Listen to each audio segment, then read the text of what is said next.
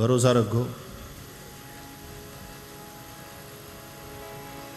वैद्य में भी भरोसा हो और वैद्य की दवाई में भी भरोसा हो,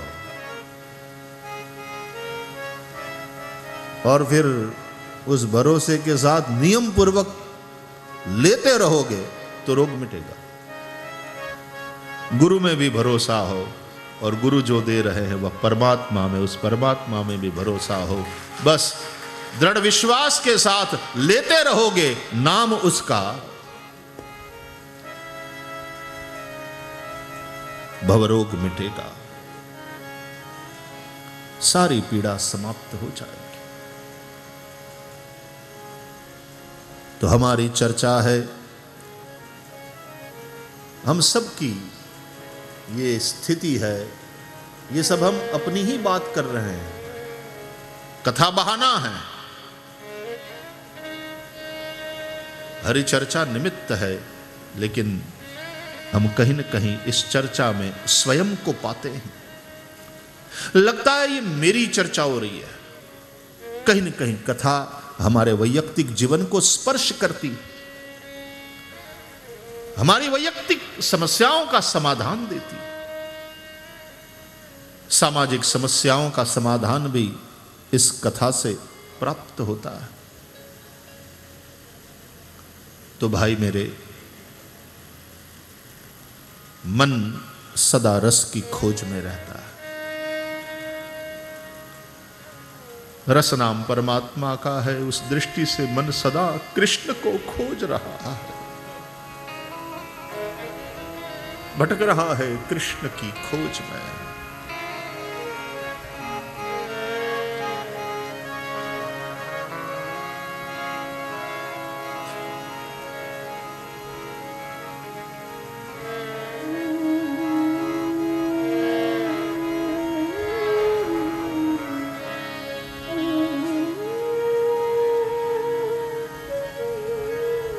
उस रस तक जो तुम्हें पहुंचा दे,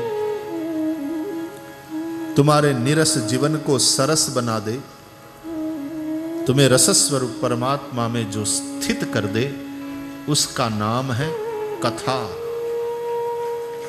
के रसे स्थितिम करोति या सा कथा।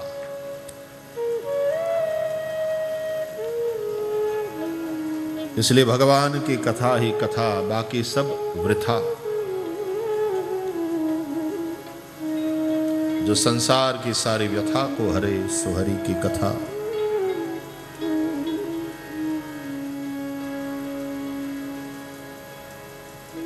कभी कभी वो खेल करने के भाव से शब्दों का खेल, प्रवचनकार लोग कहते हैं कि कथा शब्द का उल्टा करो तो होता है थाक। संसार का थाक, थकावट, उसको दूर कर दे, वो है कथा। थाक का उल्टा है कथा, और थाक का उल्टा विरोधी, वो है विश्राम। इसलिए कथा का फल है विश्राम। जाकी कृपा लवलेश से मतिमंद तुलसीदास, पायो परम विश्राम, राम समान प्रभु नाहि कहूँ। पायो परम विश्राम, पायो परम विश्राम, पायो परम विश्राम, राम समान प्रभु नाहि कहूँ। जाकी कृपा लवलेश मतिमंद तुलसी दास, पायो परम विश्राम, राम समान प्रभु नाहि कहूँ। पायो परम विश्राम, राम समान प्रभु नाही कहो, नाही कहो, नाही कहो।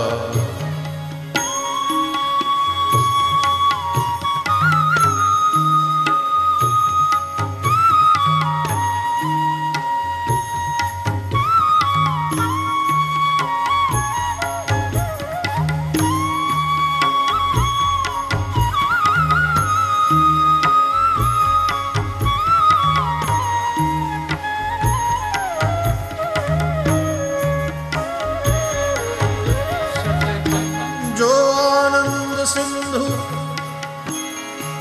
सुख राशि सीकरते त्रैलोक सुपासी, सो सुख धाम राम असनाम, अखिल लोक दायक विश्राम।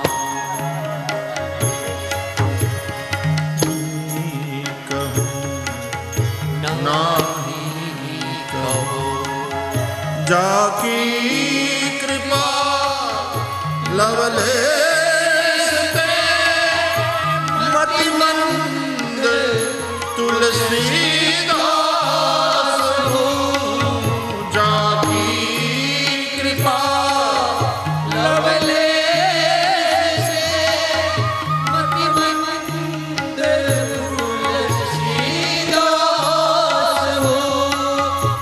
मति मंद तुलसीदास,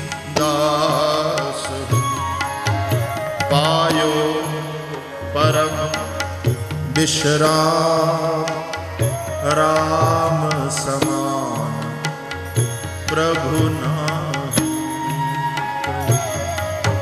पायो परम विश्राम, विश्राम विश्राम, पायो परम विश्राम, परम विश्राम। नाही कहो, नाही कहो, पायो परम विश्राम, राम समान प्रभु नाही,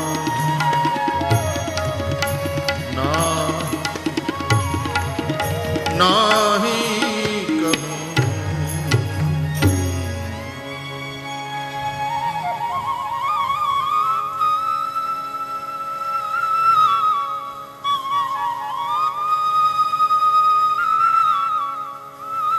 था क था, यहां विश्राम मिलता है, मन को परम शांति मिलती है।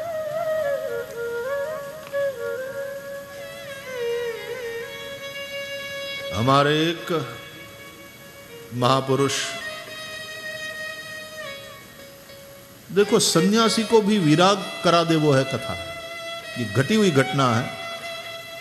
ऋषिकेश में एक आश्रम में पूज्य डोंगरे महाराज जी की कथा चल रही थी, श्रीमद् भागवत। और उस आश्रम के जो महंत थे,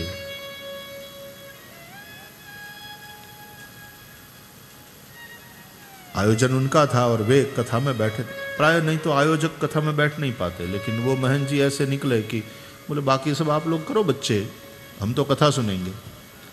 कथा घर आंगन आई है और हम ही नहीं सुन पाए तो क्या मतलब। तो सब कुछ छोड़ करके बाकी सब सेवक गण करते थे व्यवस्था, वे कथा सुन रहे थे। तो पूज्य डोंगरे जी महाराज की कथा सुनते सुनते, थे तो सन्यासी महापुरुष, लेकिन उनके मन में विचार आया कि ये मैं महंताई कर रहा हूं और आश्रम की व्यवस्था, और मैं कहां इस प्रपंच में पड़ गया। कथा सुन के उन सन्यासी महापुरुष को भी ऐसा विराग हुआ कि वो आश्रम छोड़ करके ही चले गए। सब कुछ छोड़, आश्रम भी छुड़वा दिया कथा। तो कहते हैं कि तुमको कंथा धारण करा दे वो है कथा।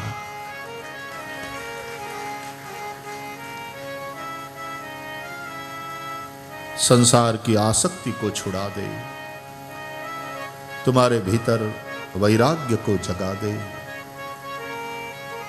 तुम्हारे भीतर विवेक को उदित कर दे, वो है कथा। कंथा धारण करा दे।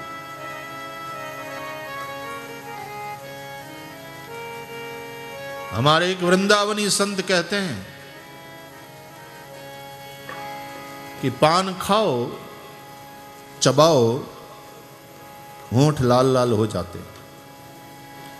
इसका कारण क्या है? बोले पान पर चूना लगाया जाता है, सुपारी पड़ती है, दूसरे सुगंधी द्रव्य भी कई लोग डालते हैं, लेकिन लाली जो आती है होंठों पे, उसका कारण पान में कत्था पड़ता है। चूना हो, सुपारी हो, अन्य सुगंधित द्रव्य हो, लेकिन कत्था न हो तो होंठ लाल नहीं होंगे। पान में यदि कत्था न हो तो होंठ लाल नहीं होते, और जिंदगी में यदि कथा न हो तो जिंदगी लाल नहीं होती, मायूस रहती है, मायूसी ना मिटेगी। यहां तो लाली मेरे लालन की, जित देखूं तित लाल, लाली देखन में चली, मैं भी हो गई लाल, मैं भी हो गई।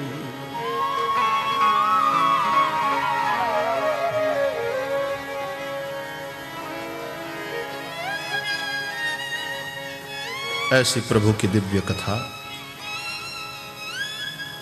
आओ इस अमृत का पान करें।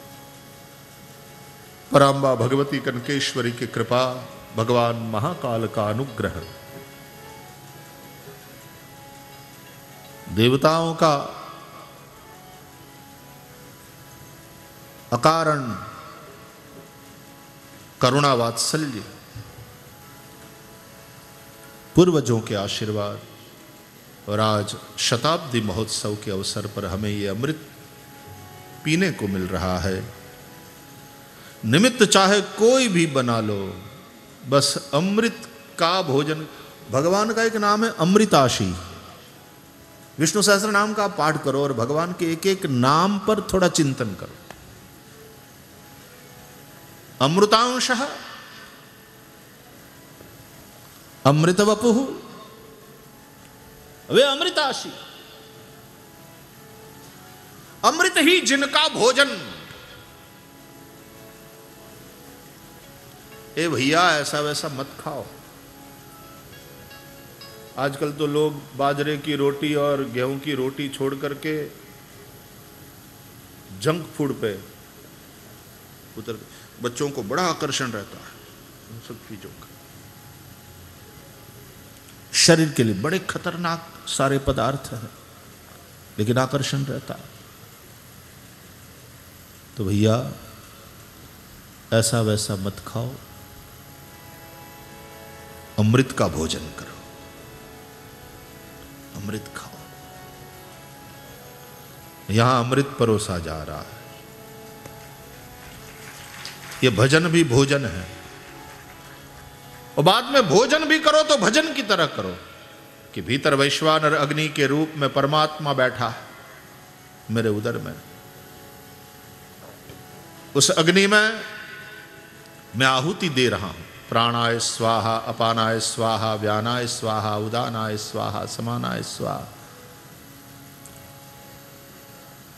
अपने मुंह में डालो आहुतियां। भीतर वैश्वानर अग्नि है, जिसके चलते भूख लगती है, जिसके चलते खाया हुआ पचता है।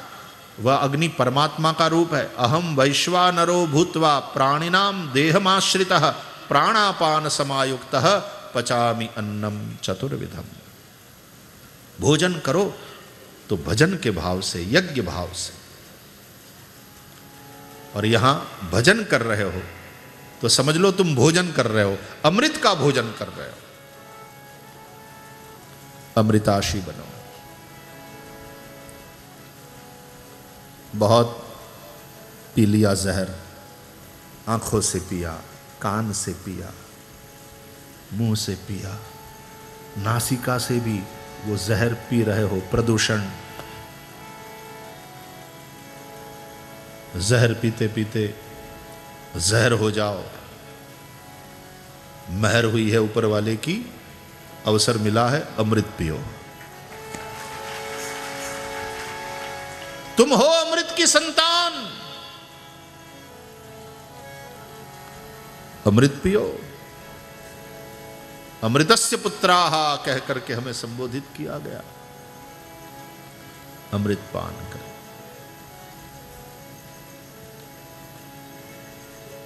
धन्यास्ते कृतिनः पिबन्ति सततं श्रीराम नामामृतम्।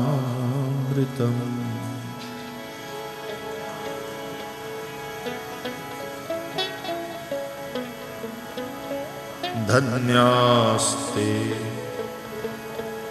ते धन्याः, धन्य है वे लोग। धन्यास्ते कृतिनः पिबन्ति सततं, जो सतत पीते हैं क्या?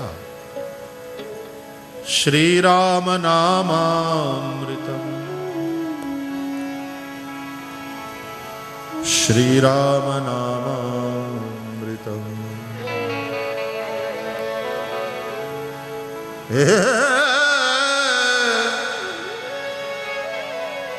धन्यास्ते कृतिनः पिबन्ति सततं श्रीराम नामामृतम्। श्रीराम नामामृतम्।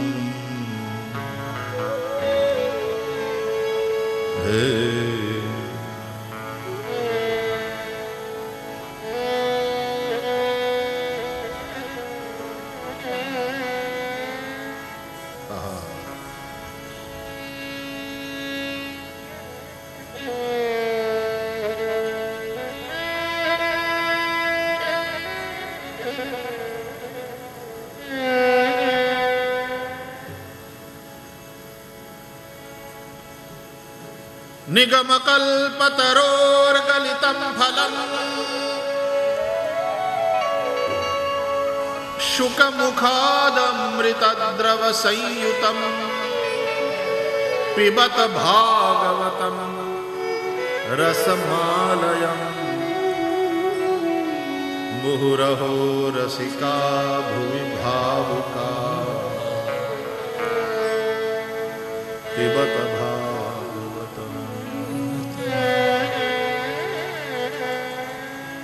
पिबत भागवतम्।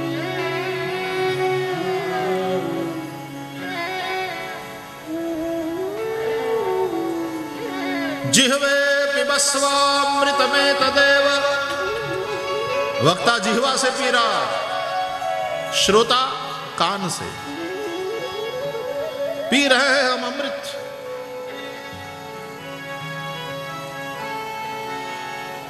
देहમાં જૂના જમાનામાં ડાયરો કરતા ને એટલે પછી કહુંબો, વ્યસન કોઈ હારા નહીં, હા એમાં પાછો બહુ ગૌરવ ન લેવું કે અમારે દાદા તો આટલું અફીણ ખાઈ જાય. વ્યસન વ્યસન પણ ડાયરામાં કહુંબો પાતા, કહુંબો ન હોય તો ડાયરો ડાયરો ન લાગે. અમારો ડાયરો જુદો છે, અહીંયા અમૃત પીવડાવાય છે. આપણે ત્યાં છાંટો પાણીનો અર્થ જુદો થાય છે.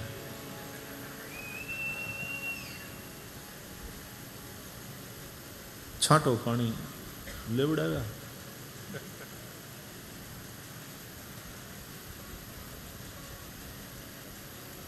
यहां जो पिलाया जा रहा है वो कुछ अलग प्रकार का है. ये अपने पिता से पी करके आए हैं शुकदेव. इसलिए जब श्री गंगा जी के तट पर शुकताल में शुकदेव जी हरि कथा सुनाने के लिए तत्पर हुए, मंगलाचरण जब किया, प्रभु को प्रणाम किया, समक्ष उपस्थित श्रोतृवृंद पर एक दृष्टि पड़ी तो अपने पिता को और अपने पितामह को दोनों को श्रोता बनकर के सामने बैठे हुए देखा।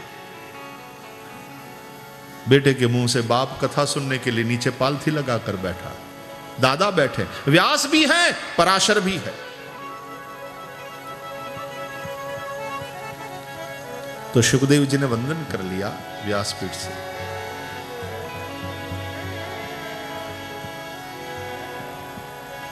नमो भगवते तुभ्यम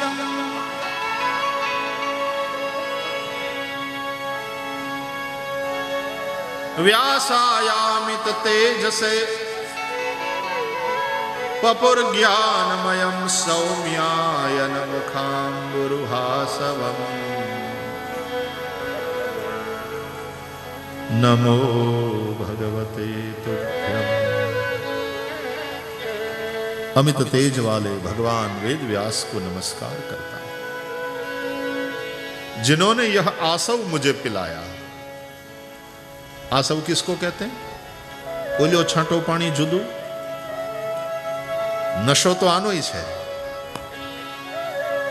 आसव मतलब जिसको पीने से नशा चढ़े, ऐसा पेय। ये भी एक नशा। हलोन पाछा शब्दों ना खेल करिए, ये नशा है। नशा का उल्टा करो शान। दूसरा सब पीने वाले की कोई शान नहीं रहती, लेकिन ये नशा जिसने भी किया, पिया, पिलाया, शान बढ़ गई।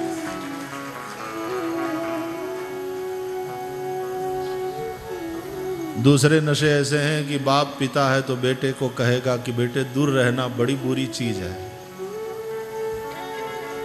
लेकिन ये नशा ऐसा है कि बाप भी चाहता है बेटा थोड़ी ले ले, पी ले, जिंदगी संवर जाएगी।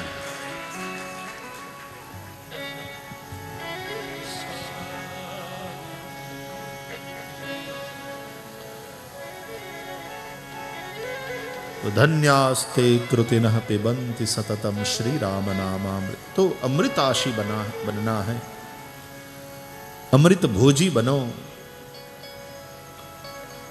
अमृत का आहार हो, जहर मत खाओ, अमृत खाओ, अमृत का भोजन करो। तो बड़े भाग्यशाली हैं हम कि हमें अमृत का भोजन प्राप्त हो रहा है।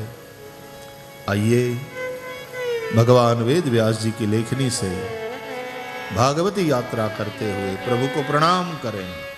जन्माद्यस्य यतोऽन्वयादितरतश्चार्थेष्वभिघ्नस्वराट् तेने ब्रह्महृदाय आदिकवये मुह्यन्ति सूरयः तेजो वारिमृदां यथा विनिमयो यत्र त्रिसर्गो मृषा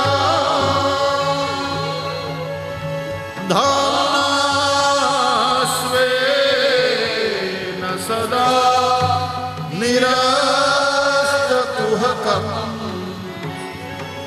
सत्यं परं धीमहि सत्यं परं धीमहि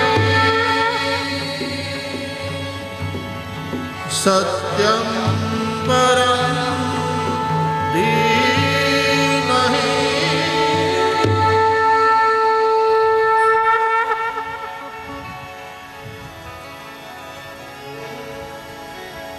हम ध्यान करते हैं उस परम सत्य का, जिनसे इस सृष्टि की उत्पत्ति, स्थिति और लय होता है। जन्म आदि अस्य यतः, अस्य जगतः जन्मादि यतः जिनसे होता है। आंखों से पिया, कान से पिया, मुंह से पिया, नासिका से भी वो जहर पी रहे हो, प्रदूषण। जहर पीते पीते जहर हो जाओ, महर हुई है ऊपर वाले की, अवसर मिला है, अमृत पियो। तुम हो अमृत की संतान, अमृत पियो। अमृतस्य पुत्राः कह करके हमें संबोधित किया गया। अमृत पान कर।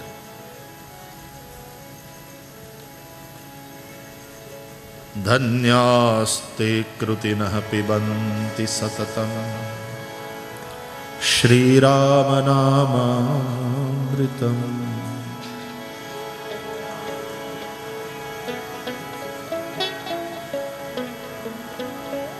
धन्यास्ते ते धन्याः, धन्य है वे लोग। धन्यास्ते कृतिनः पिबन्ति सततं, जो सतत पीते हैं क्या? श्रीराम नामामृतम्, श्रीराम नामामृतम्।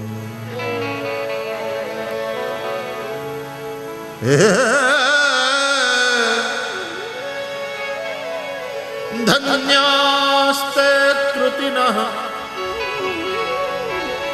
पिबन्ति सततं श्रीराम नामामृतम्, श्रीराम नामामृतम्। हे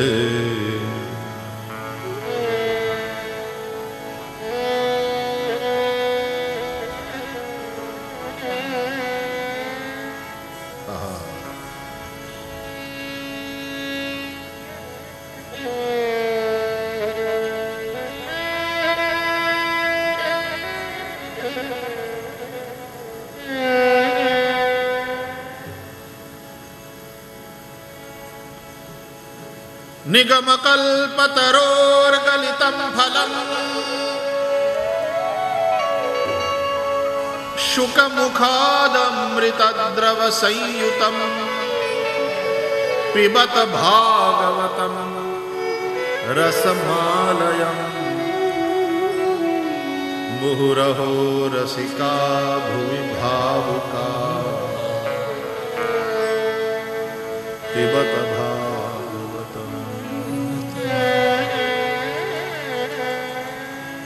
पिबत भागवतम्।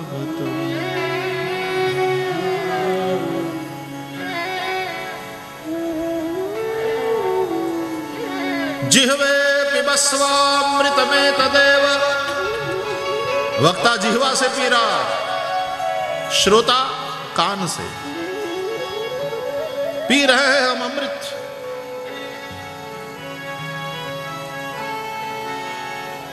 देहમાં જૂના જમાનામાં ડાયરો કરતા ને એટલે પછી કહુંબો, વ્યસન કોઈ હારા નહીં, હા એમાં પાછો બહુ ગૌરવ ન લેવું કે અમારે દાદા તો આટલું અફીણ ખાઈ જાય. વ્યસન વ્યસન પણ ડાયરામાં કહુંબો પાતા, કહુંબો ન હોય તો ડાયરો ડાયરો ન લાગે. અમારો ડાયરો જુદો છે, અહીંયા અમૃત પીવડાવાય છે. આપણે ત્યાં છાંટો પાણીનો અર્થ જુદો થાય છે.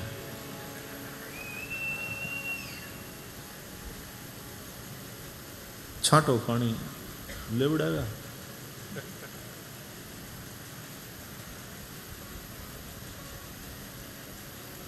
यहां जो पिलाया जा रहा है वो कुछ अलग प्रकार का है. ये अपने पिता से पी करके आए हैं शुकदेव।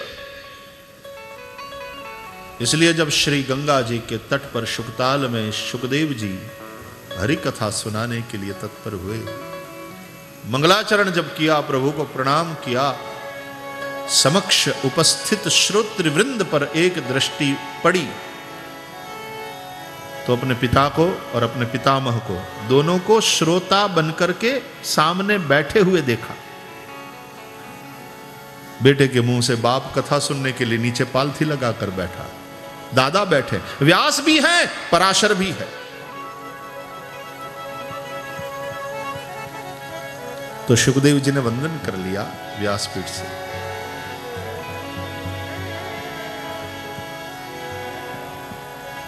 नमो भगवते तुभ्यम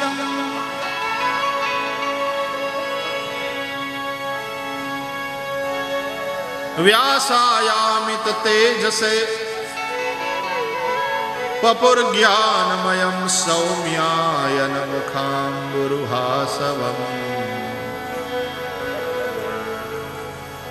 नमो भगवते तुभ्यम्। अमित तेज वाले भगवान वेद व्यास को नमस्कार करता हूं, जिन्होंने यह आसव मुझे पिलाया। आसव किसको कहते हैं? बोलियो छांटो पानी जुदू, नशो तो आनो ही है। आसव मतलब जिसको पीने से नशा चढ़े, ऐसा पेय। ये भी एक नशा। हलोन पाछा शब्दों ना खेल करिए, ये नशा है। नशा का उल्टा करो शान। दूसरा सब पीने वाले की कोई शान नहीं रहती, लेकिन ये नशा जिसने भी किया, पिया, पिलाया, शान बढ़ गई।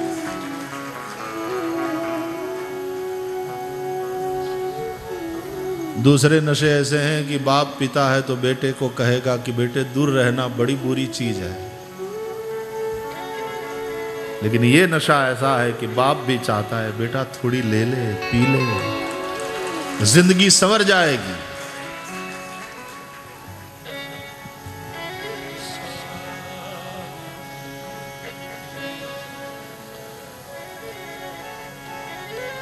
तो धन्यास्ते कृतिनः पिबन्ति सततम श्री राम नामामृत। तो अमृताशी बनना है, अमृत भोजी बनो, अमृत का आहार हो, जहर मत खाओ, अमृत खाओ, अमृत का भोजन करो। तो बड़े भाग्यशाली हैं हम कि हमें अमृत का भोजन प्राप्त हो रहा है। आइए भगवान वेद व्यास जी की लेखनी से भागवती यात्रा करते हुए प्रभु को प्रणाम करें। जन्माद्यस्य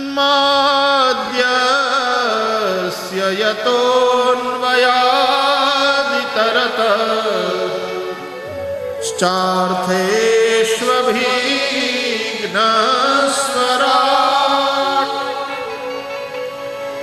तेने ब्रह्महृदाय आदिकवये मुह्यन्ति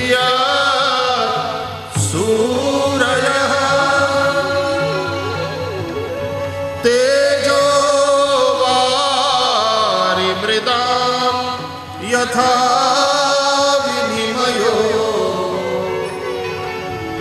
यत्र त्रिसर्गो मृषा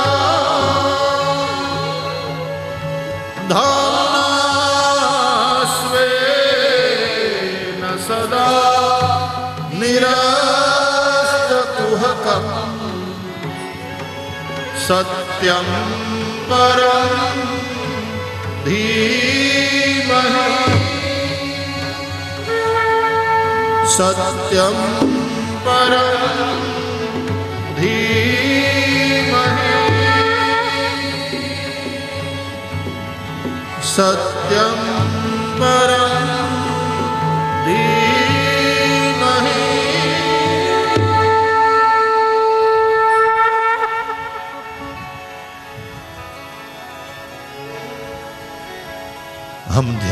करते हैं उस परम सत्य का, जिनसे इस सृष्टि की उत्पत्ति, स्थिति और लय होता है। जन्म आदि अस्य यतः, अस्य जगतः जन्मादि यतः, जिनसे होता है।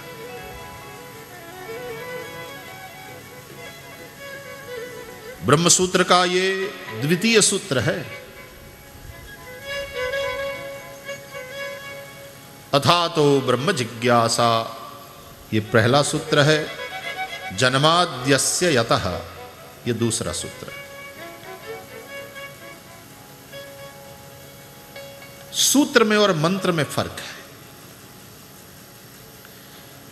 वेदों में मंत्र है,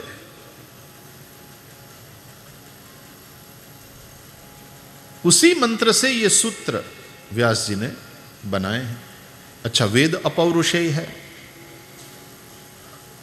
श्रुति है, अपौरुषेय है, परमात्मा का निश्वसित है। तस्य निश्वसितम वेदाः। तुलसीदास जी कहते हैं, जिनकी सहज श्वास श्रुतिचारी, वेद जिनके सहज श्वास रूप हैं। परमात्मा सांस ले रहे हैं, उसका नाम है वेद।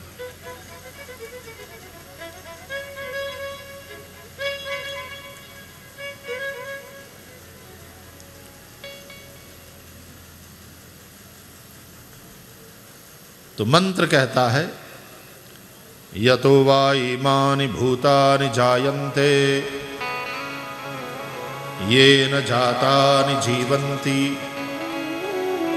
यत् प्रयन्त्यभिसंविशन्ति तद् विजिज्ञासस्व तद् ब्रह्मेति। ये मंत्र हुआ। अब उसी के आधार पर सूत्र, सूत्र किसको कहते हैं कि जिसमें कम से कम अक्षरों में बात कह दिया जाए, कम से कम शब्दों में भी नहीं, कम से कम अक्षरों में। इसलिए सूत्रकार जब सूत्रों की रचना करते हैं और अर्धमात्रा से भी यदि लाघव छोटा कर दिया जाए सूत्र को, तो अर्धमात्रा लाघवेन पुत्रोत्सवम मन्यन्ते वैयाकरणाः। वैयाकरणी जैसे बेटे का जन्म हुआ उस तरह से उत्सव मनाएंगे। अरे यार, आधी मात्रा से सूत्र छोटा हो गया। सूत्र को जितना छोटा कर पाओ तो रचना की महत्ता है। यह व्यासपीठ है, जितना विस्तार से समझा सको, व्यासपीठ की महत्ता। और विस्तार तब ही होता है जब श्रोता चाहे। अब भागवत में जो लोग भागवत के अभ्यासी हैं वे जानते हैं। अब देखेंगे कि पहले वक्ता के द्वारा समास पद्धति से कह दिया जाता है कथा। अब प्रथम स्कंध में प्रारंभ में 6 प्रश्न पूछे गए और 6 प्रश्न शौनकादि ऋषियों के, उससे कथा का प्रारंभ है। तो उन 6 प्रश्नों के उत्तर एकदम संक्षेप में दे दी गया, लेकिन फिर कहा कि महाराज अब एक एक बात को विस्तार से समझाइए। तो फिर सुत जी ने विस्तार किया। तो पहले समास पद्धति से आप दशम स्कंद की कथा सुनते हैं, कृष्ण लीला उसमें विस्तार से है, लेकिन नवम स्कंद के अंत में श्री कृष्ण लीला को समास पद्धति से बता दिया गया शुकदेव जी के द्वारा। नवम स्कंद के अंत में समास पद्धति से पूरा कृष्ण चरित्र है। तो दशम स्कंद के प्रारंभ में राजा परीक्षित ने कहा कि नहीं नहीं महाराज, मुझे विस्तार से समझाओ, विस्तार से सुनाओ। भगवान के प्रागट्य की कथा, गोकुल लीला, मथुरा लीला, द्वारका लीला, बहुत सारी बातें मन में है महाराज कि दाऊ जी रोहिणी के गर्भ से प्रकट हुए तो देवकी के सातवें पुत्र कैसे कहे जाते हैं, मुझे विस्तार से सुनाओ। तब शुकदेव जी ने फिर व्यास पद्धति का आश्रय। कथा की अलग अलग पद्धति है, एक समास पद्धति से सुनाया जाता है यानी संक्षेप में, दूसरा व्यास पद्धति, श्रोताओं के भीतर यदि ललक है, लालच है, उत्कंठा है विस्तार से सुनने की, तो फिर विस्तार किया जाता है, व्यास पद्धति से सुनाया जाता। एक नारद पद्धति की कथा होती है और उसमें तो करताल होता है, वीणा होती है साथ में, पांव में थोड़े नुपुर भी बांध लो तो सोने में सुहागा, और खड़े खड़े और नाचते नाचते। हमारे वारकरी जो होते हैं या हमारे महाराष्ट्र में कई संप्रदाय में आख्यानकार इसी तरह आख्यान करते हैं, हाथ में वो वीणा होती है, करताल होती है। तुकाराम बुआ को देखो, उनका वैसा ही दर्शन है। ये नारद पद्धति की कथा, गाना बजाना और सुनाना, और हो सके तो बीच में नाचना भी। देखो बाबा जी इधर आओ, जरा दर्शन दो। वाह, देखो इनका स्वरूप। और जब कीर्तन इतना बढ़िया से नर्तन करते हैं साथ में,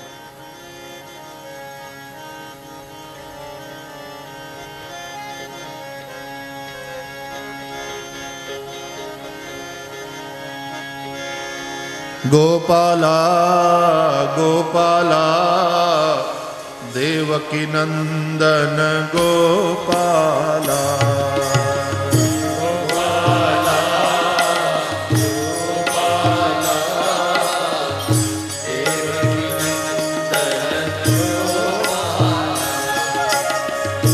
गोपाला गोपाला देवकी नंदन गोपाला,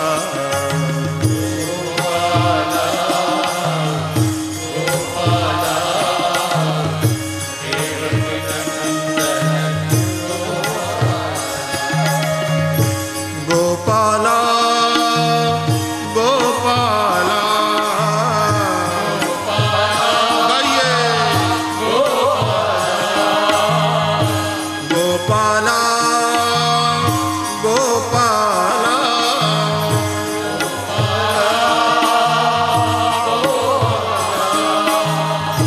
देवकी नंदन गोपाला, देवकी नंदन गोपाला, गोपाला गोपाला,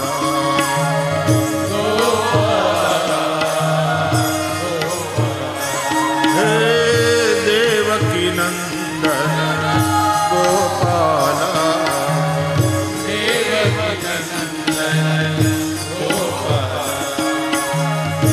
नंदलाला नंदलाला यशोदा नंदन नंदलाला,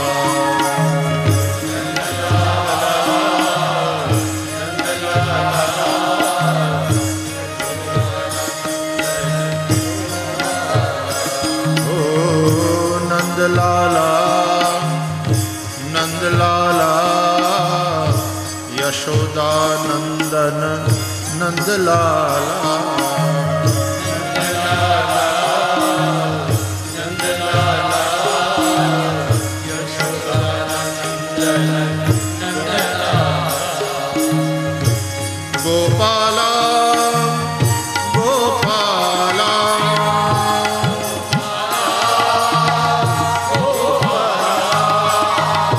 देवकी नंदन गोपाला,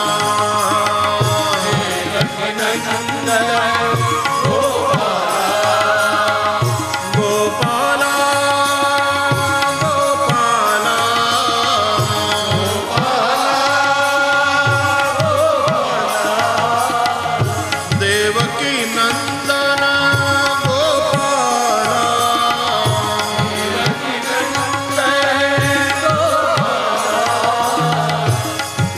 पाला।